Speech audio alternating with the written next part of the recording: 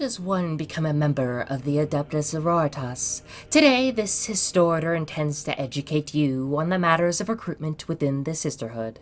Our story begins not with the shouts of a drill abbot or whistle of gunfire, but with a busy cathedral nestled within the temple district of a lower hive. This cathedral houses a local detachment of the Schola Progenium. The Schola is one of the Imperium of Man's most vital institutions, seeing as it is tasked with raising the next generation of the Imperium's best and brightest. In fact, it is responsible for a sizable portion of workers trained in the various trades of the Adeptus Terra. All of these would-be workers start as children. In particular, the Schola Progenium takes in the orphaned youth of Imperial society's more esteemed aspects. Nobility, clergy, officers of the Astra Militarum or Navis Imperialis, governing officials and beyond. If one of these specified individuals bore children before perishing, their offspring will be sheltered as progena. While some might be inclined to think that these youth ought to be given a moment of reprieve, a chance to breathe and process whatever horrors they may have just endured, the Schola gives no such thing. Indeed, the institution operates under the premise that to falter in duty is weakness, that pain can be overcome, and that nothing excuses a failure to uphold one's role in life. In this case, we shall take a look at a female progena. When she first comes to the orphanage, she may be terrified, intimidated, and uncertain of her future. This is rectified immediately, for she will be given gray attire before being ushered into a room full of other progena. Thus begins her education. She will learn to pray fervently, to have the capacity to recite holy litanies without needing to reference the texts. She will be made resilient to discomfort through fasting, sleep deprivation, and other means of cruelty. As with all progena, she will learn to read and write, study basic arithmetic, pore over history, and analyze politics, all whilst coming to understand what it means to be subservient to one's master and to command one's subordinates. But it is not enough to train the mind. Many aspects of the Imperium require rigorous physical work, and so our future sororitas will be put to work under drill abbots and abbesses, veterans who served in the Imperium's never-ending wars before their current role.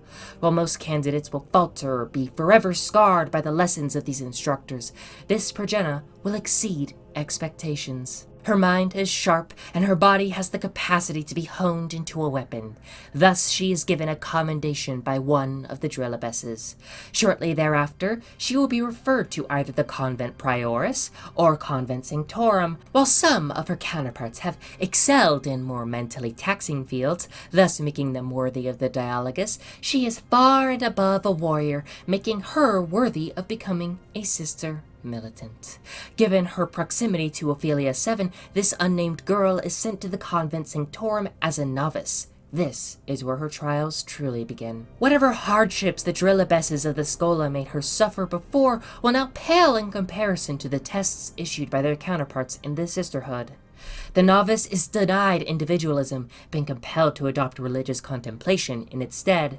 Furthermore, discipline is instilled within her above all else.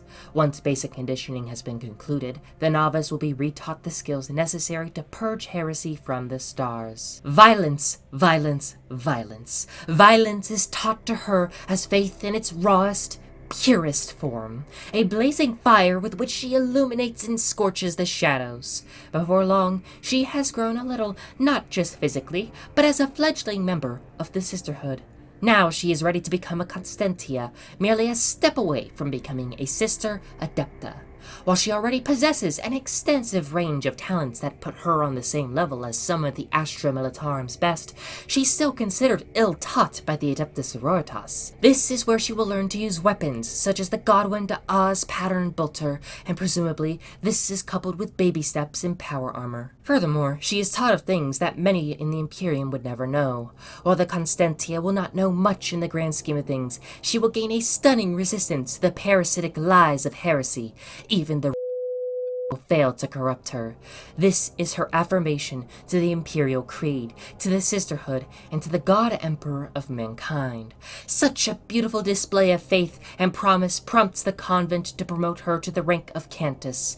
Indeed, she has mastered every skill, triumphed over every trial. She has learned the fundamentals of her sacred role, but she must learn more, much more. Perhaps she can kill the enemy. Perhaps a particular order has taken a keen interest in her.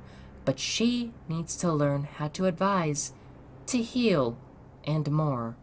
Even the most battle-crazed woman can put down her bolter in favor of another, more pressing purpose. It is only after the Countess has mastered all that she needs to know that she will be judged to be worthy of joining an order. She, alongside her peers, are gathered in the convent's great hall from there, lined up before an assortment of canonesses and palatines from different orders.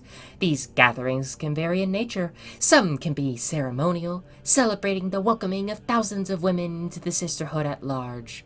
Others are more reserved, consisting of a meager handful of candidates. Our Countess, the one we've been following, will wait with stunning patience, watching as each young woman is called by name to join their new order. Before long, her name is called by a palatine hailing from the Order of Our Martyred Lady. Angelica Ventari. Angelica, now recognized by name, takes her place at the palatine's side as a novitiate. But although she need only take her vows to ascend to the rank of Battle Sister, she's not ready just yet. Angelica will continue to train, drilled in the ways of her new order. Its beliefs, its doctrines, methodology, history, all of it is burned into her mind for months at a time. In reality, one can say that this process never ends, ceasing only when Angelica inevitably goes to the God Emperor's side, like that of all faithful dead. Even so, it is time for her to become a fully sanctified battle sister of the Order of Our Martyred Lady.